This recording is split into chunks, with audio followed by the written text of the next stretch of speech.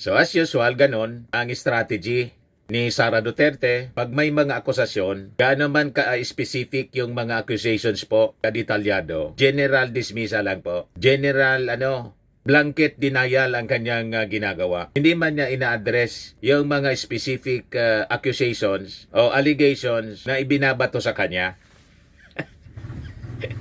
Di ba? Ganon yung mga previous po sa confidential funds, sa issue ng confidential funds. General denial lang. So sabi ni Sara, itong mga photographs daw na sinubmit, unrelated images taken during public events, kung saan nandun siya. Ito yung mga pinost kasi mga kababayan ni Madriaga. Mga public events lang naman yan.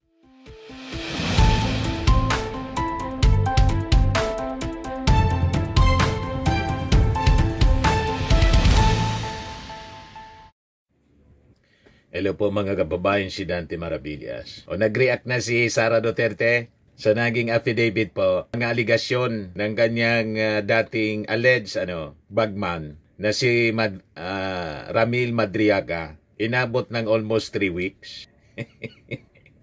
Pinag-isipang mabuti ng kanyang abogado kung paano lulusot. Kaya lang yung kanyang statement mga kababayan reaction, general denial lang. As usual, wala mang specifics mga kababayan na sinagot si Sara Duterte. Basta nag-deny siya. Ito, mga kababayan. Pinalabas ngayon pa lang 1 hour ago. Ayan dated December 22.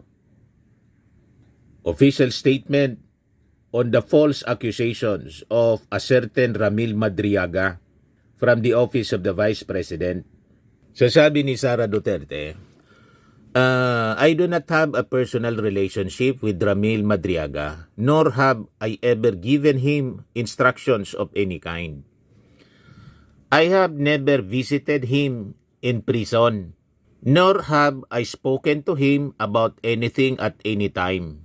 The photographs he submitted are unrelated images taken during public events where I was present. These images do not support his allegations and merely show that he was present as part of an election campaign group. Mr. Madriaga has offered no proof, no documents, no corroboration, only accusations. Bare allegations, no matter how loudly repeated, amount to nothing more than noise. Mr. Madriaga, who is currently facing serious criminal charges and has a prior criminal record, appears to be acting out of desperation to secure his release from detention. He is now disseminating false statements to government authorities as part of a concerted effort to obstruct and undermine my possible candidacy for president.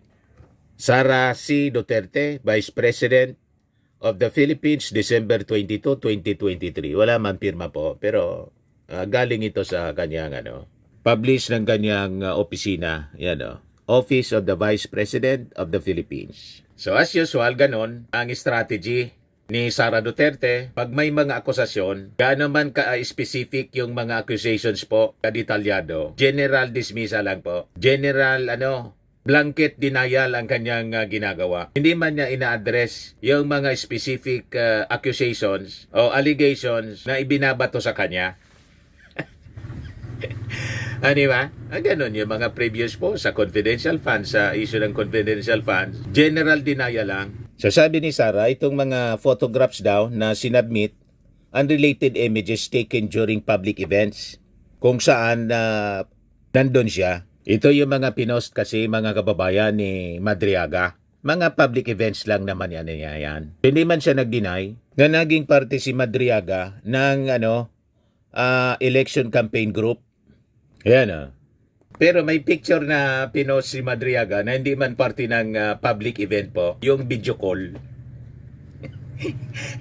Diba? Ayan video call. Mga kababayan ni Madriaga with Sara Duterte. At ang sabi niya, yung kanyang mga communications with Sara Duterte based sa kanyang affidavit, yung mga ebidensya nandun sa kanyang cellphone na nakadeposito sa sa RTC Manila. So, importante ma-retrieve yun, mga kababayan, para patunayan yung mga aligasyon, mga kababayan ni Madriaga laban kay Sara Duterte na dinideny ngayon. May blanket denial si Sara Duterte. But anyway, mga kababayan, sabi ni Madriaga doon sa kanyang unang affidavit, I reserve the right to submit another affidavit on other matters pertaining to VP Sara Duterte, Attorney Manasseh Manscarpio, yung asawa ni Sara, Colonel Dennis Nolasco, Colonel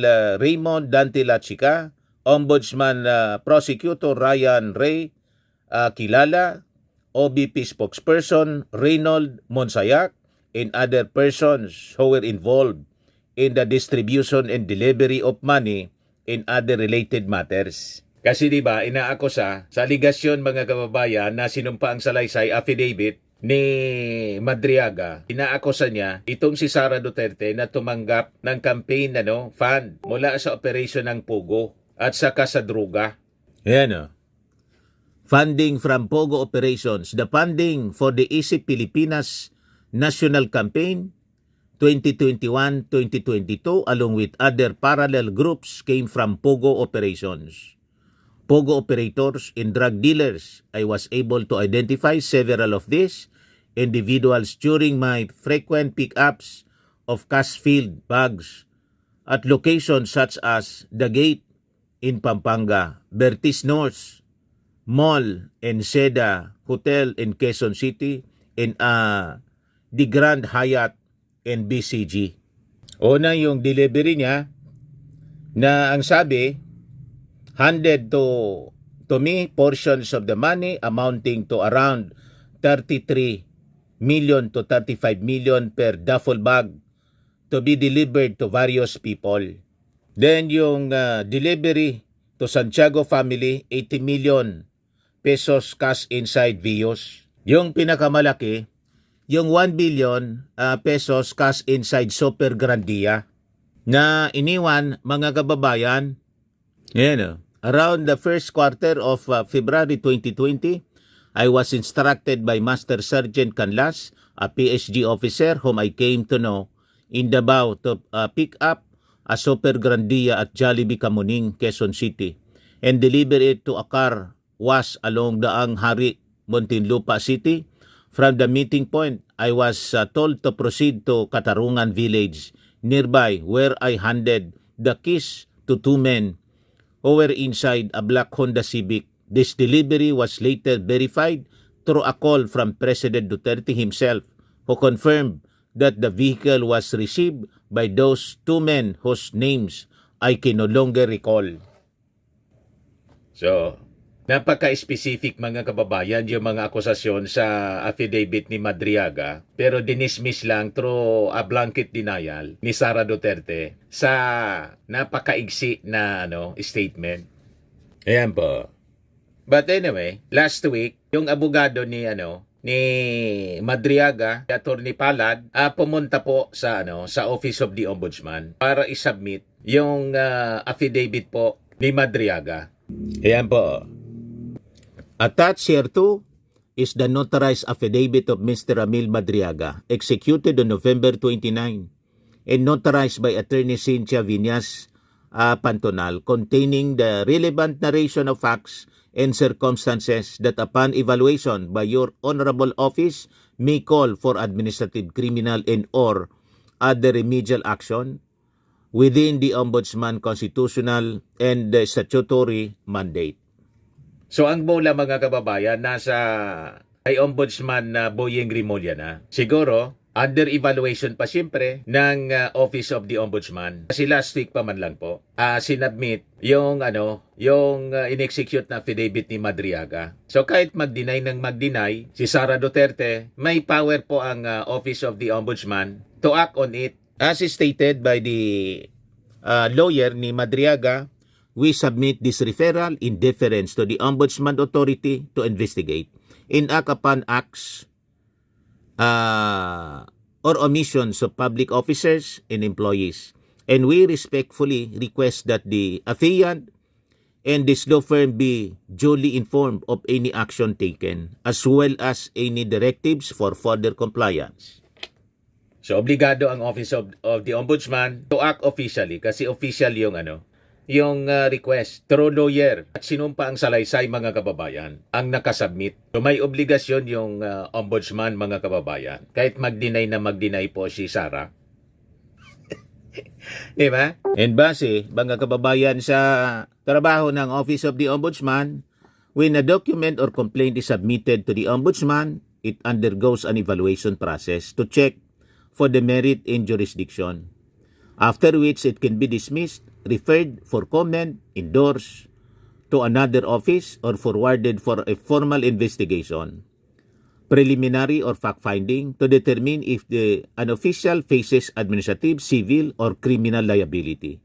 The process aims to address issues against public officials like corruption, inefficiency, and misconduct by promoting public accountability.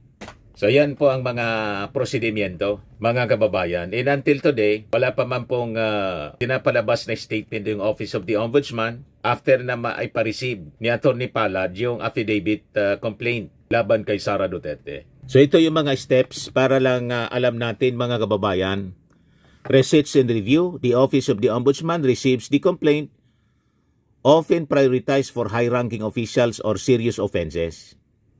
So, mataas na opisyal mga kababayan, si Sara, Vice Presidente, so bibigyan siya siyempre ng priority. At seryoso yung mga aligasyon laban sa kanya. Pangalawa, jurisdiction check. An investigating officer assesses if the case falls under the Ombudsman's authority or another government agencies, government body. So, ngayon, nasa evaluation phase yung Office of the Ombudsman. Kaya intay lang po tayo mga kababayan. Kasi yung Ombudsman natin, we have an active Ombudsman. Hindi na tulad ng previous Ombudsman, tinutulugan lalo kung mga kaalyado. Tulad ng nangyari, mga kababayan in the past, at kung mag-action man po, dismiss, tulad ng nangyari doon sa kaso ni Joel Villanueva. Hindi pinaalam, dismiss na pala. O diba, mga kababayan? Pero ngayon, hindi sila lulusot sa mapagbantay na mga mata ni Boyeng Rimulya.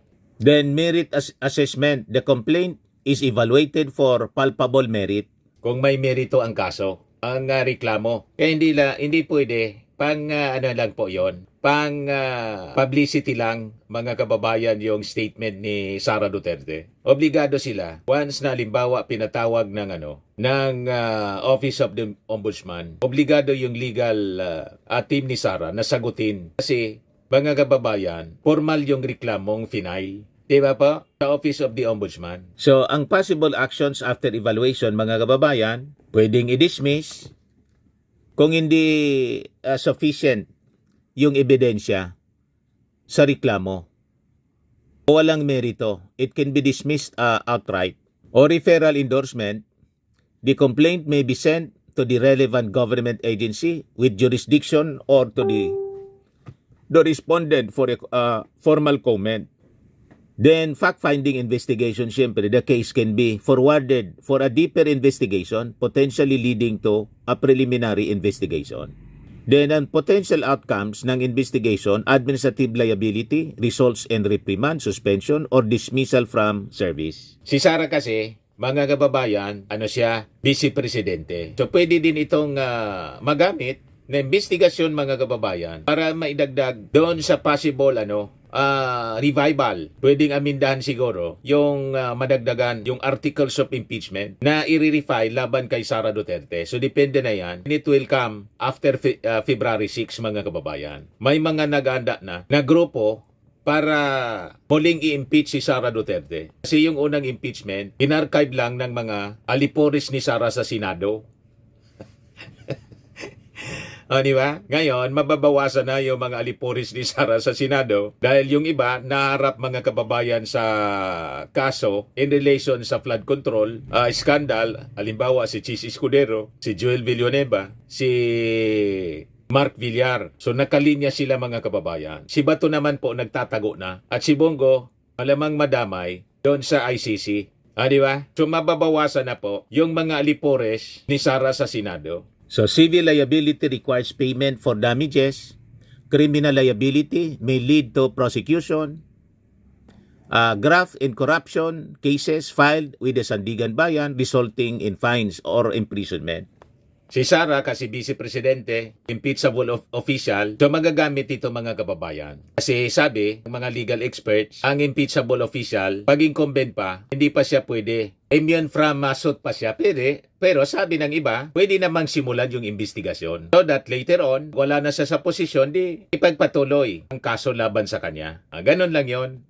Pero magagamit na itong investigation mga kababayan sa impeachment, possible impeachment case, refiling laban kay Sara Duterte. So ang mga key powers ng ombudsman sa Pilipinas mag-imbestiga and prosecute cases of graft corruption and other unlawful acts ng mga public officials. Can file cases sa Sandigan Bayan or sa Anti-Graft Court Act, acts as a graft prevention office recommending ways to eliminate inefficiency and mismanagement. So very powerful ang ombudsman, kaya nang si Ombudsman Boying Rimulya mag-apply po, hindi magka-aligaga mga kababayan. Si best friend ni Sara, Amy Marcos, para harangin si Boying, hindi man nagtagumpay. O, diba, mga kababayan? So, hintayin na lang po tayo. Kasi itong mga statements ni Sara, pinalalabas na denial, hindi man po ito obra. She has to answer in the proper forum, mga kababayan. Kasi, yung reklamo sa kanya, under oath, in-execute, under oath, isang affidavit po. Formal ang reklamo at requesting for formal investigation sa Office of the Ombudsman. Kumbaga, itong mga statement na to, pampolitika lang ito, mga kababayan. Wala man itong epekto sa magiging aksyon ng Office of the Ombudsman. At wala din siya, mga kababayan, na in-address na specific allegations, kundi general denial lang. The usual blanket denial na ginagawa niya sa pamamagitan ng mga press releases, interview, or official statement po. So anyway, abangan na lang po natin yung magiging reaction ng kampo ni Madriaga kasi kalalabas pa lang ito. At syempre rin ang ating mga officials, lalo na yung Palasyo Malacanang, syempre itatanong uli ito ng mga reporter sa press briefing mamaya. Kung mayroon mamayang press briefing sa Jose Castro. Okay po? So itong ating short video, mga kababayan, natin sa inyo nitong napakagandang product from Australia. I am amazing pure organic barley powdered drink mix from Australia. Mainam po ito sa mga cancer patients at saka for cancer prevention na rin po. Yung mga gusto na mag-try, mag-business o mag-order nito, mag-message na lang po kayo sa amin, sa aking anak na architect entrepreneur Riz Maravillas. So lagi nating tatandaan, mga kababayan, sa buhay, you become what you believe. Paki-share na rin po, like and share na rin po ninyo ng ating video para marami po na ma-inform tayo at malabanan natin yung mga black propaganda, fake news dito po sa social media. Ako po si Dante Maravillas. Bye-bye. God bless.